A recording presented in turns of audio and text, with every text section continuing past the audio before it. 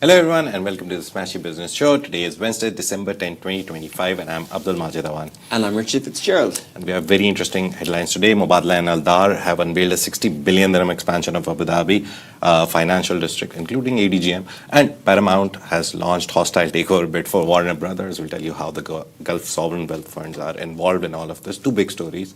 That is why we kept it to two. But the weekend and the week, it was all too interesting and too busy. Rich, you were at Bridge. How was it? So the Bridge Summit is very good at marketing. They build it as the largest debut media event in the world, and it did feel like that, Majid. This is the third day in Abu Dhabi. They had the who's who of media people around the world at the event, from the Hollywood names like Idris Elba to the media legends like Jeff Zucker, Gary Vaynerchuk, Sir Martin Sorrell. The stage was packed. There was lots of people there. Jim Bancroft from Vox Media, lots of big executives, lots of regional people as well. Probably missing out a few headline names, but it was very impressive. And yeah, Augustus Media were media partners early days. We have a very nice team who do really good work down in our Abu Dhabi office.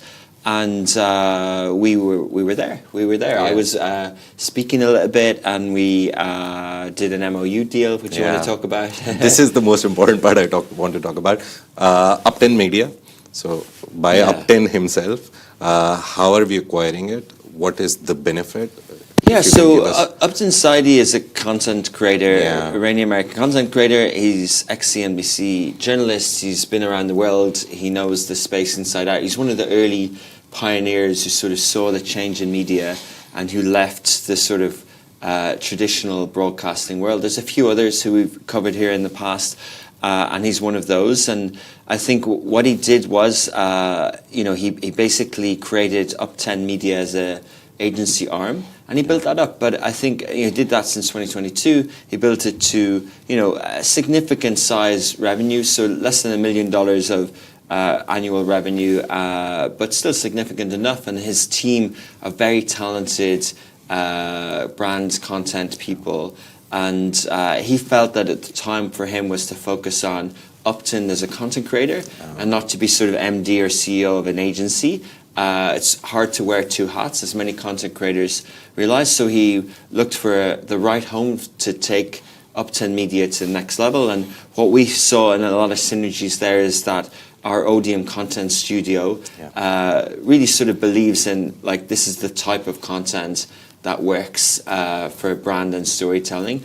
And outside of our Lovin' and Smashi media channels, there's a bigger space out there on many client pages and things like that. So that's all that happened. Upton and I have known each other for a long time.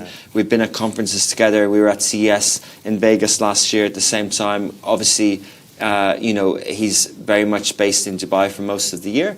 And we put a deal together, and it coincided that we signed it last week digitally, and then we did a physical signing ceremony at the very impressive venue there in the middle of Bridge Summit yesterday. And our teams were around, and he was at our dinner that we hosted the night before, a media owners dinner. So it was a nice little celebration of a deal. I think it's good timing on this as well. So we're very excited to bring in his talented team on top of our team here, and to grow out that Odium content social production house, basically. Both of you had a nice chat. I saw the videos. There was one point which he said very interestingly. He said that our clients would come to us and be like, can we do this? And I was like, no, I can't do this. But now with Augustus and Odium on board and acquisition, he's like, the clients can get whatever they want because we have the capability. We have Odium as a studio space. It's a nice big space we have.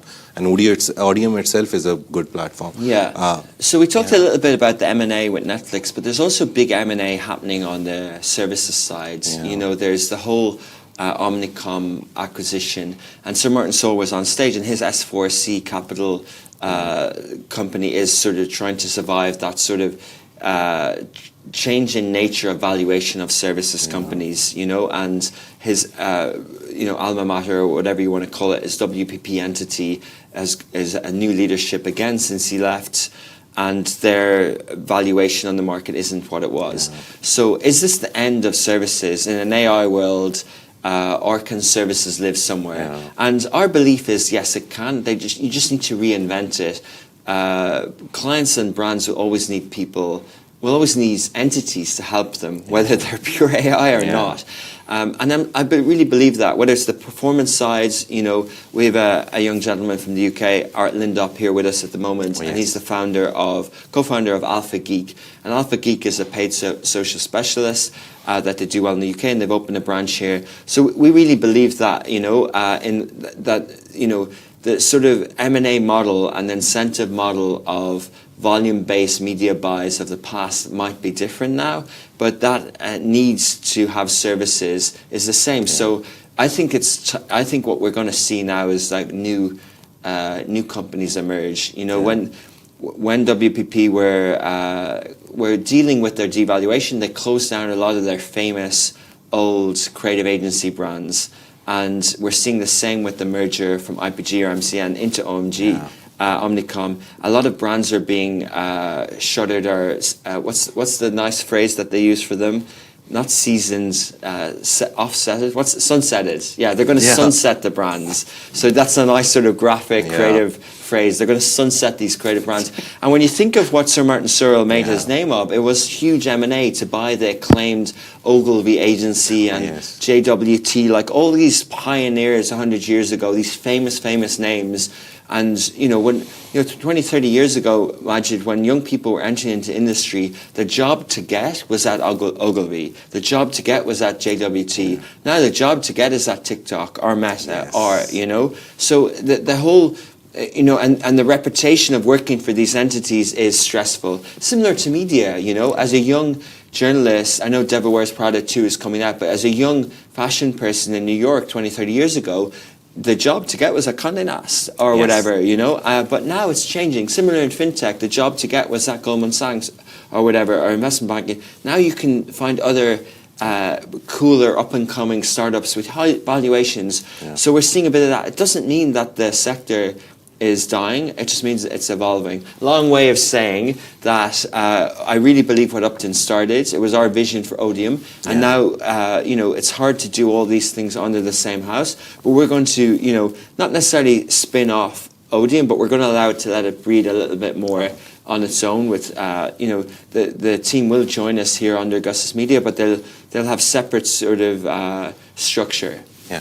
So today there's Gerard Piqué, there's Basim Youssef today as well at Bridge. My question would be, what is your one takeaway from Bridge, apart from it being the largest debut media event and everything? Do you think we need more of these? Do you think Bridge will grow bigger? I hope it does. I do. We've seen Richard Attias and Associates have done 8 or 9 years of FII, and I think they build these things to go on. Did they get everything right with location and logistics and things? Maybe not, but it did drive impact the day after F1. Abu Dhabi's buzzing. There's so many things happening down there as well. So the takeaway is I just like the positioning of Bridge. I like the name of it. I like bridging minds. I like that connection, that platform, the fact that you can do a lot with it. I like that. As we know, time flies. Suddenly there'll be year 5 of Bridge, like we see with conferences. You have to start somewhere. CES started somewhere at some point. The great South by Southwest started somewhere. Sometimes these events have zeitgeist. Sometimes they come into their own. Sometimes they land with a bang and they go straight away. And sometimes they grow and sometimes they die. We see Web Summit continue to grow and different directions and things like that. But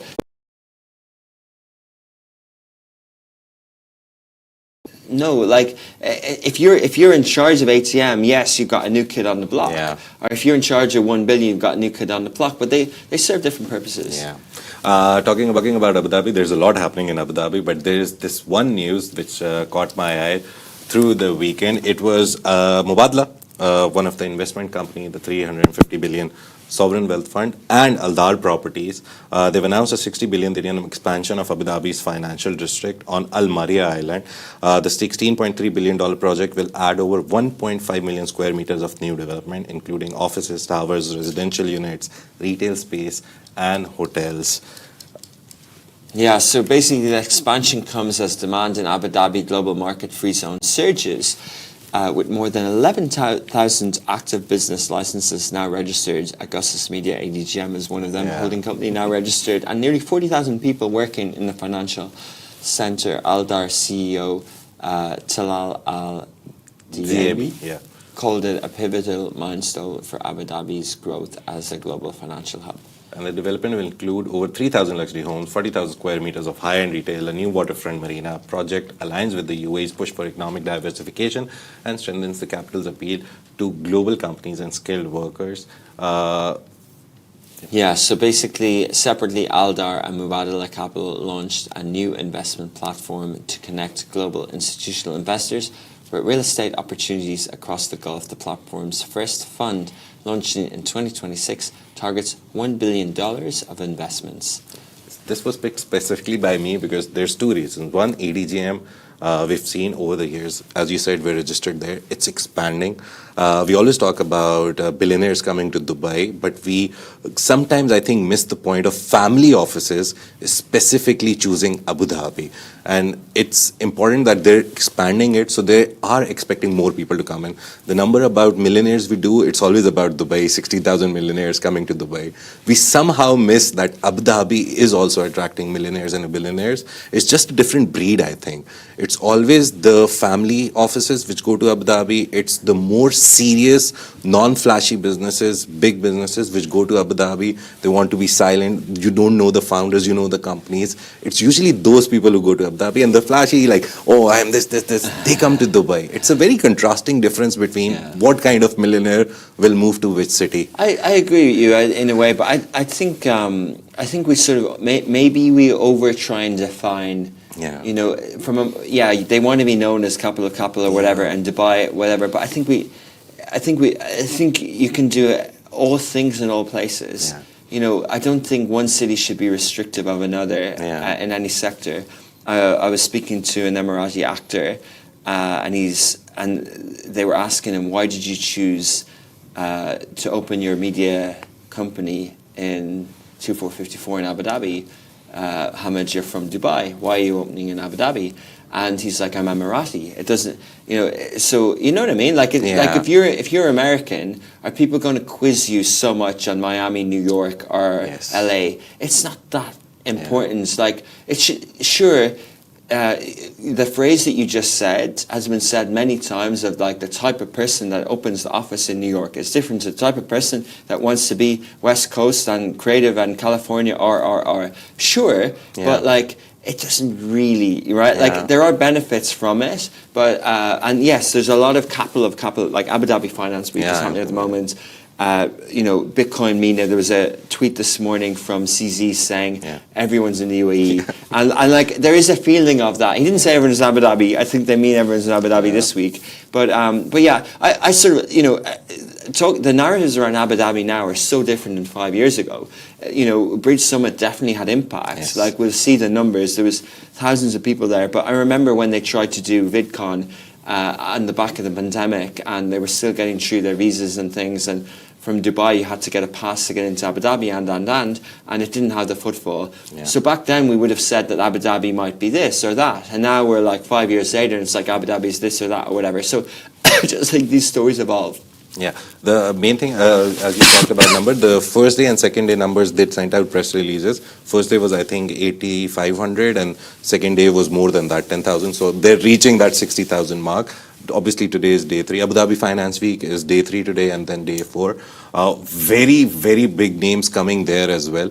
Again, to be honest, to make my point a little clearer, not that flashy. Abu Dhabi Finance Week, you'll see the head of Added opening the ceremony. A lot of people don't know. We talk about Khaldun al-Mubarak a lot, Mubadala, but we never talk about the head of Abu Dhabi Department of Economic Development, who's also the chair of ADGM, Jasim Al-Zabi. So there's so many characters that we miss out sometimes because there's so many. But we need to highlight them more and more. but Abu Dhabi Finance Week is happening. Then Doha Forum happened. I randomly saw it mentioned in the newsletter yesterday. I was like, okay, this is also happening.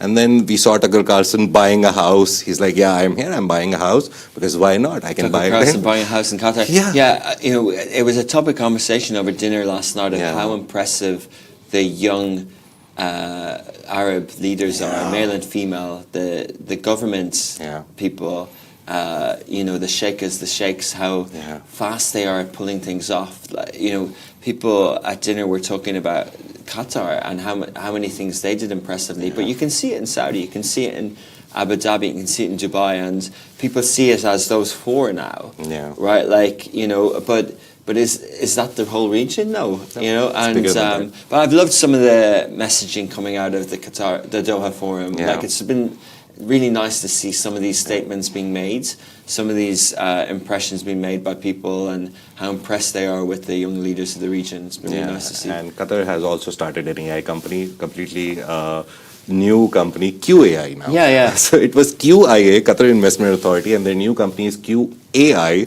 And it's going to rival Humane, it's going to rival UAE's MGX, or they can build together. Obviously, they're building for the region. And now we see that the $550 billion QAI as an AI company. And the first thing they do, you go to Brookfield Asset Management, it's a US-based company, and sign a $20 billion deal. Reminds me of Hussain Sajbani's $20 billion. They're not talking in millions now. No. For any AI infrastructure, it's always billions, and it's always more than 10 billion. Yeah, so that is the first thing that they've done. I was trying to find their logo, but I think they haven't put it on social. They're running everything on the QIA, the Qatar Investment Authority platform. Most probably soon they'll have all the pages. QAI, get used to it. It's so interesting. MGX is a $100 billion giant, we see. Moving on, we'll move on to bigger giants. That is the next story, that Paramount has launched a very hostile takeover bid for Warner Brothers, valued at $108.4 billion. And everyone is reporting that it's backed by major Middle Eastern sovereign wealth funds. The move comes just days after Netflix agreed to acquire portions of Warner Brothers assets for $82.7 billion. So it's the PIF in Saudi Arabia, Abu Dhabi's Limad. Had you heard of Limad before? No, I'll tell you the story I read, and it's so interesting. Yeah, so, and it would be great to hear. And the Qatar Investment Authority, QIA, not QAI, are providing $24 billion in financing. That's more than I originally thought. It's $8 billion each, I guess. And then additional funding comes from Redbird Capital, that's Jerry Carnelli's company, Jared Kushner's Affinity Partners, and the Ellison family, of course. David Ellison is the proprietor of Paramount, and his dad, Larry Ellison, is of Oracle fame. So tell us about Limad. Limad is a very interesting company. It came onto surface like 2 months ago. And I was like, what? 2 months ago? And they immediately bought Modon. So Modon, Abu Dhabi government-owned construction developer company, which have so many constructions going on locally and on the Egypt north coast. They bought it completely, and then Limad is again on their website registered as a completely Abu Dhabi government-owned entity. And it took me back, and I went back to 2.0, and you remember the whole merger that happened with Ghida Holding and Multiply Group, all of them coming together to make 2.0 holding company. I was like, what is this? Like, is it a consolidation effort where they're like, okay, we have multiple companies which are not doing nearly the same thing, but can be brought together in one thing? So now this is a company which is now going to take over a lot of stuff. So I think after Modon, this, if they somehow complete this. So Limad is a state-owned company. It very silently came onto the screen.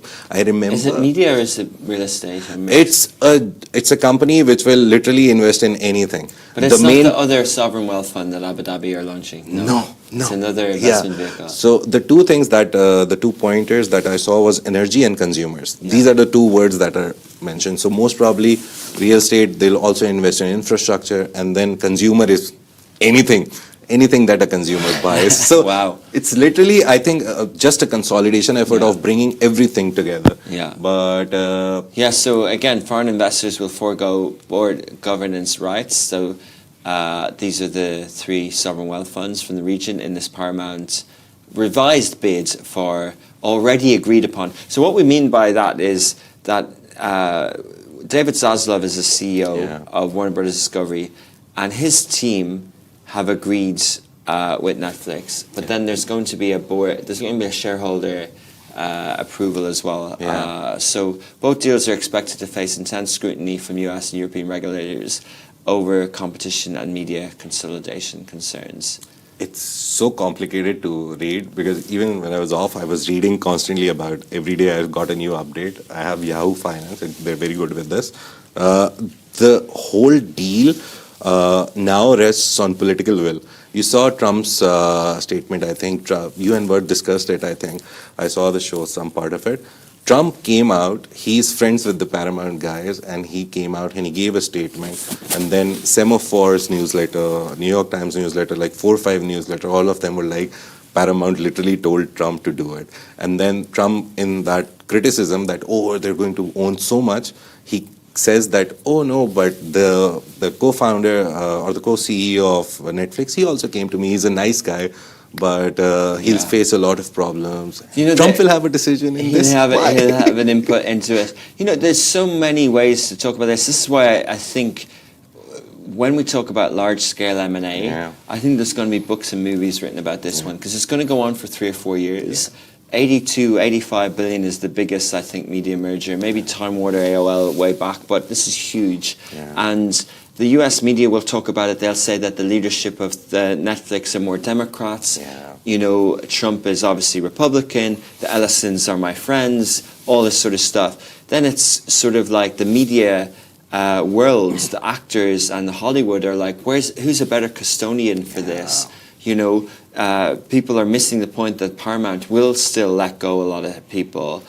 Will they be good protectors, or will Netflix, who have more money and more profits, be able to produce more? You know, I think people forget how much Netflix invests in content every year, $17 to $20 billion a year into content. So it's not as if they don't value putting money into content and paying actors and paying scripts and paying shows. It's just all this sort of transitioning narratives that are going on. And where it ends up, you know, and then the structure of the deal, this, will it go to $33? You know, Ted Sarandos, again, the co-CEO of Netflix, came out and said entirely expected to have a counter bid. So then there's people saying, do Netflix even ever want it? Are they just driving up the bidding? You know, Comcast have fallen away on this. It's a 2-horse race now.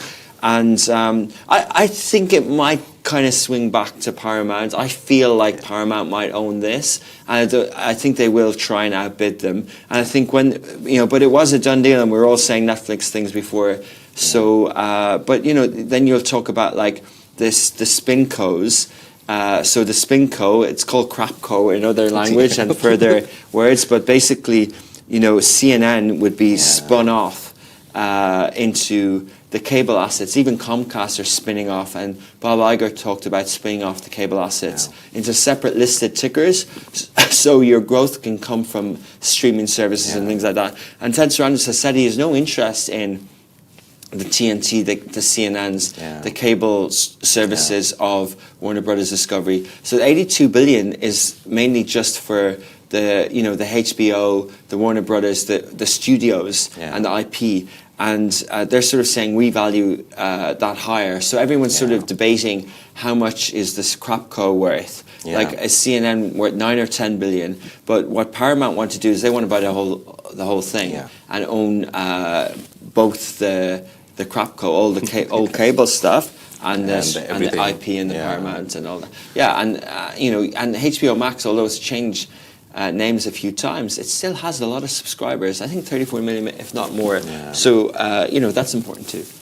I think there was this small tweet I saw. Polymarket is a website like Kalshi, the predictive market, and when Netflix signed the deal, like they announced it, their chance of getting the deal done by the end of 2026 was 80%. And everyone was bidding on 80%. As soon as Paramount did this bid, it came down to 23%. Then Trump came out and said something, and it came down to 5% that they'll close the deal in 2026. But some technicalities, Netflix, even if Paramount go and do this bid and eventually convince the shareholders that we'll pay you more than them, Netflix still can go to the court. So it's going to be, as Rich said, a long 2-3 year drama, and most probably my son will grow up and watch a series about it. Yeah, that this whole thing happened. And I think that, it'll define, because you'll look at it in 5 or 6 years' time, AI will have taken over fully, and you go, who in their right minds paid for 80 billion worth of IP? Like, Netflix are big enough to do it because they're worth 400 billion, but like, really the future isn't Warner Brothers Discovery in a way, and the IP. Yes, there's value of The Sopranos and all these famous shows and Game of Thrones, but the new Game of Thrones are going to be AI generated to many extent. So like the dragons at least. Yeah, but Netflix have a machine, and they will make this work for them. I don't think it's going to be a flop if they put all that content on top of their global studios, and I think it'll do well. But you're right, Polymark is a way to look at it. The share price, the Warner Brothers Discovery share price was like $10-15 a few months ago. Now we're up at 33, and Netflix is down 5-10% because people. Paramount is up. Paramount's up. So even the market is saying that, we think Paramount will take over. But again, share prices and all these things are not predictive of what can actually happen. We've seen so much twists and turns in the last 2 weeks about this deal, right? Yeah. And where do the Middle Eastern sovereign wealth comes in with 24 billion? If that is true, it is being reported by everyone. The main thing is that they're not getting seats on the board. Because if they get seats on the board, then the whole debate about foreign influence into U.S. culture, blah blah blah blah blah. So we want your money, nothing else. That's it. It's so funny on that note as well. But let's now finish the show. Thank you, Rich, for your insights. And now it's time for the third episode of Wio Wednesdays, where we sat down with Prateek Vahie, the Chief Commercial Officer, to talk about Wio Business. Really interesting. Yeah, Wio Business, big fan. And well done to Wio Wednesdays, nice platform. Hello everyone, I'm Abdul Majid Aman and welcome back to Wio Wednesdays, the series that explores how ambition and optimism come together to build the region's next economy. Last week, we met Wio family, and this week, we're looking at the other side of the story, the people who build, lead, and employ. Because behind every growing business is someone who dared to start one. We will also zoom out to something that connects all of us, the country that made all of this possible. Because as we celebrate the UAE's National Day, one truth stands tall. This nation was built by dreamers, and it continues to welcome more every day. Today, we're joined by someone who's been at the heart of helping those dreamers succeed, Prateek Vahie, Chief Commercial Officer at Wio, to talk about Wio Business, the platform helping thousands of entrepreneurs simplify the way they work, earn, and grow, and help them turn their ideas into empires. Hi Prateek, welcome to Wio Wednesdays. How are you today? Great, thank you. Great to be here. Yeah. So the very first question, let's start with this. This place is a fertile ground for so much talent. How do you see this place building and growing over the past so many years? I've been in the UAE for the last 20 years, right? So I've really seen how the entire country, the city has really evolved. And if you look at the landscape, right, from 20 years ago where we had the World Trade Center as the end of the city to now, its expansion is a clear demonstration of how the city has really grown and how people from all over the world have really flocked to this country to make a life and a living, right, and make this their home. So I think the last 20 years has been absolutely fantastic in this country, and it's really attracted the best talent from across the world to come in here and do really, really amazing things. Yeah, and do you think this place talent and how do you say optimism, the hope of building something here, it feels like infrastructure here. It feels like it's already there. You don't need to build it. It's there from day one. Yeah, I think this country thrives on optimism, right? Right from the leadership of the country, the vision that they had for the UAE, and how they made it, a global city. It's really remarkable, and I think that the infrastructure, right from not only from the roads but even from an entire day-to-day activity, setting up businesses over here, it's become so seamless for people to come in, set up shop overnight. And access the entire world from this platform. Then, right from the digital ecosystem that the country has developed, it's just absolutely phenomenal in what has been created. Yeah, and SMEs we should talk about them. I remember the Ministry of Economy has this number on their website, I don't know, since so many years, that 90% of Dubai and overall UAE economy is SMEs. And you guys work really close with that. Yeah. And how does Wio play a role in turning SMEs into someday big giants, behemoths? Where does Wio come in and what role does it play?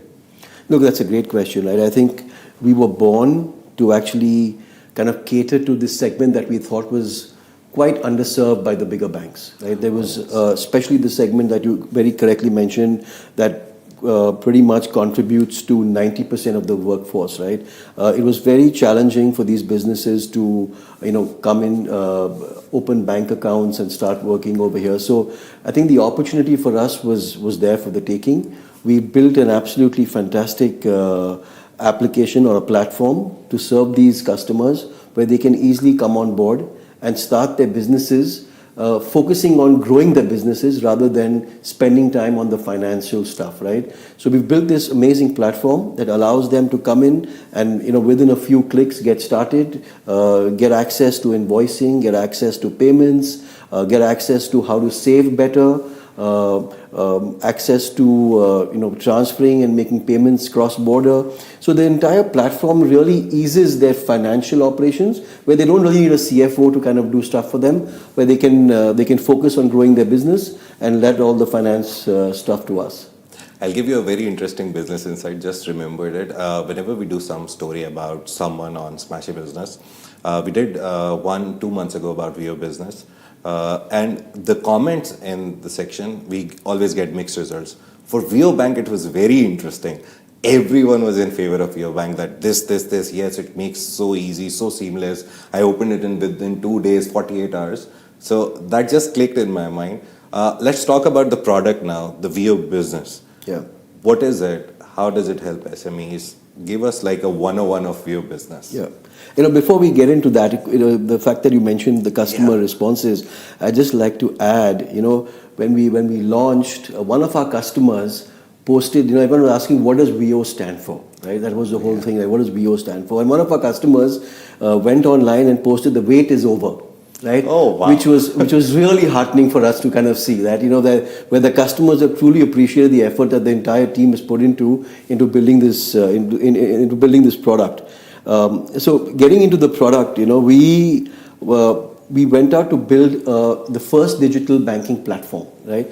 And when we say platform, is that we just don't want to offer financial services on it. We want to go beyond that, right? And when we say go beyond, we launched the platform with integrations with key players, key partners that kind of manage the entire ecosystem. So we partnered with Zoho, which is a large invoicing and payroll management company. Where customers can raise invoices through our app. No other bank really offers that. So very seamlessly, they can raise an invoice, send it to their customer. They have follow-ups, reminders. So all of that is already built into the app. They don't have to have a team then kind of doing that, right? We integrated with Stripe, which is a large payment processor. We integrated with Magnati Network International, offering payment solutions. Again, the APIs, one click, all information is transferred to partners. We're up and running with payment systems very quickly. We partnered with Wise to offer money remittances. Now customers can remit money to over 140 countries globally. So the entire platform has been set up to kind of really ease that burden of any financial solutions that the entrepreneur might need. And that he can get access from it from day one. They don't have to go around shopping around looking for it. It's all accessible. It's free. It's all part of their the annual, the monthly payment subscription that they do. Pricing is super transparent. There are no hidden fees and charges. So people know exactly what they're getting from day one. Yeah. The things that you've said, they're so interesting because you put it out in everything, that literally you don't need an accounts department, and as you said in the start, you don't need a CFO. You just need this app to do everything. Can you tell us one example where you worked with someone, or there is a big client or a company or an SME which came and integrated all of your operation and they literally use all the services that you have, or a success story which they shared with you? gave us an example of WIO. Look, we have, I mean, I really can't think of any one case. We have 115,000 customers today, right? We are the largest SME bank in the country today. And the adoption rate across all the features that we have has been phenomenal, right? It's not, but if I look at, most of our customers, the, people with the larger number of employees especially, they're using all the solutions, right? We've got companies that are using us for WPS. We offer free, wage protection system, so people can transfer their salaries very seamlessly. We've got access to, we were the first bank to offer very competitive AED USD conversion rates. We offer mark to market. So, we have almost 45% of our customers using our remittance facilities. What's really picked up well has been our virtual cards and savings features that we have, saving spaces, that we kind of help the entrepreneur save for those larger expenses. So the entrepreneurs set up a saving space, for example, rent payment, or employee health insurance payment, and then they can take a part of their monthly income and put it into these saving spaces. So when that moment comes in, they know exactly, they don't have to hunt around or go about borrowing money to make that large payment. They've already paid, they've already saved for that rainy day, and have that very readily available for that expense to be made. So that's been very, very helpful for this segment. We also have a feature of virtual cards, wherein customers can set up virtual cards and they can put an amount on the card itself. So they know, okay, this card is for 2,000 dirhams and can be used for fuel. So they can then track the expenses on that card and they can give it to whoever they want in the company for that specific expense. They don't have to then raise invoices and track and all of that. It can be done very simply. So they can create as many cards as they want. So it's really helpful for expense management. So we see a lot of our customers using it to manage their daily and office expenses through this virtual card methodology. And it's super safe as well, right? If there's anything, they can just cancel the card. It's absolutely free. Create a new card on the fly. And it's the entire transactions, everything can be monitored. So it's super secure. So there's a huge adoption for that as well. On the embedded side, we've also integrated with a lot of the accounting platforms, right? With the likes of, we're looking at Zoho, Fiscal, Wafik. So a lot of the players that are all UAE-born companies as well, some of them, where we've integrated directly. So from an accounting point of view, there's no now need for the accounts or the finance department to download transactions, upload them into these platforms for their tax needs. We have a direct integration where automatically all the transactions flow. So that entire effort of uploading files and all is saved. So again, it's massive for them from a cost saving, right? Normally you might need one human to kind of do that activity. Now it's done on the fly for free. What's the future for Wio Business and Wio? Where do you think is the next market? What is the next product or a service that you're looking into? Like, this is the thing that we can do more. We're already doing too much, by the way. Too many things. I tell you, we've come a long way since the product has really evolved since we launched 3 years ago, right? So, one of the biggest problems that we identified for entrepreneurs was cash flow management, right? Okay. They all have issues when they need to manage cash flow. So we've made a concerted effort in developing the products that could really fit into that need. So we have 3 really cool products. One is, it's a loan against POS receivables. So a lot of the merchants that we have on board, they have a good cash flow coming in, but then again, like I mentioned, you have these, sudden bursts of payments that need to be made. So we have a product where against the receivables, they can borrow in advance. Nice. Right? So they know, okay, fine, I'm going to get 100,000 dirhams this month. They can borrow that. We have a line that they can take, and then they can utilize that limit for any other payment that they have. Right? Nice. So it's like a pay per need, or so if you use it for 2 days, you only pay for 2 days. If you use it for 5 days, you use it for 5 days, right? So it's not something where you need to fill up lengthy applications and apply for a loan and then you have 48 months or 60 months to repay it. It's a very convenient product where, especially for small payments, people use. So that's doing really well for us. Then we also have the business term loans, right? Where if people want to upgrade it. So let's say a restaurant came in there, they want to upgrade their kitchen. Right? Yeah. They need to buy appliances. They cost us maybe 120,000. They can borrow that and pay us back over 48 months. Right? So for the larger expenses, we have a business loan product as well that's readily available. And then for the really large expenses, with the working capital, where you have a supply chain in place, where you have the larger corporates. So now we're getting from the smaller businesses even to the large mid-sized companies that are in the hundreds of millions of turnover, right? Where we're offering, term supply chain finance lines up to 100 million dirhams, where they can then really finance all those receivables, the payments that they need to make for their vendors locally or abroad to manage their cash flow a lot better. So we have now a whole suite of products, lending products, that really cover every working capital need an SME has today. If I am the 115,001 customer, the next customer, the potential customer, what would be your short pitch to me? Why choose Wio and not go anywhere else? Look, I think the biggest thing for us is that we are built for the SME in mind, right? We are not built for the RM to make money or the bank to make money, right? So the entire positioning is very different. We are completely customer-led, right? Service that they require. We have a policy, we don't make any outbound calls, right? As a philosophy in the bank, we don't call up customers and start pitching products, selling them.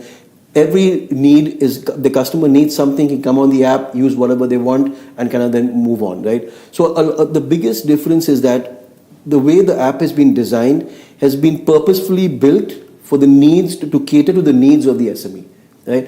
Rather than in the larger banks or the traditional players, a lot of the products are then pushed because there are targets at an RM level where each person has to make some money, and then they push products that really drive their agenda rather than the SME's agenda. So that's the big thing that we kind of are proud about, is that we're super transparent in whatever we do, right?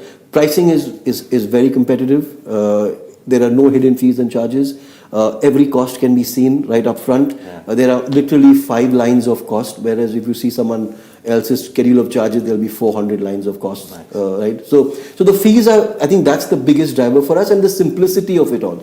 To download the app and complete an application takes literally 8 minutes. Nice. Right? So from a customer's point of view, there's no hassle of going to a branch, waiting in line, signing 400 documents, downloads the app, uploads whatever, documents that we require. The KYC process. Exactly, right? Yeah. Everything is done seamlessly. It's all on the app. It's absolutely painless, right? And that's been the biggest USP for us, is that the ease at which customers can apply for us. And then obviously the back end, we have a lot of automation that gets done. So the speed at which we can process these applications is fantastic. And that's where we won a lot. Our average TAT is about 3 days today, right? About 30% of our applications get opened on the same day, right? Yeah. So for the simple entrepreneur starting a small business, single owner, super easy, application gets done. Slightly more complex, we have to obviously do a little more KYC, ask a little more questions. But again, average turnaround time to open accounts is about 3 days. So it's been working really well, not only for us, but obviously for the customer as well. And the fact that we've become the largest SME bank in the country by number of customers in a short period of 3 years is a testament of the work that we've done and for the team, right? It's just absolutely phenomenal. Yeah. I didn't want to tell you in the start, but one of my friends actually did this, what you just told, that he went to a lot of banks because he was moving here. He started a company and he wanted to bank, obviously, here. And then he eventually was led to Wio Bank, and now he uses it. He's super happy with it. Has a small company, I think has 4 or 5 employees.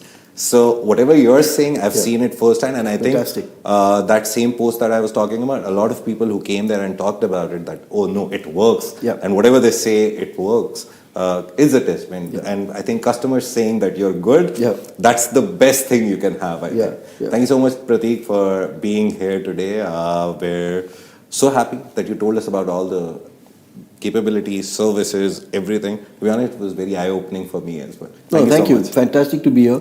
Look, I think as a bank, we are true to our logo. We are born to back you, and we'll continue to kind of strive and ensure that we kind of succeed at every turn. Thanks. Thank you.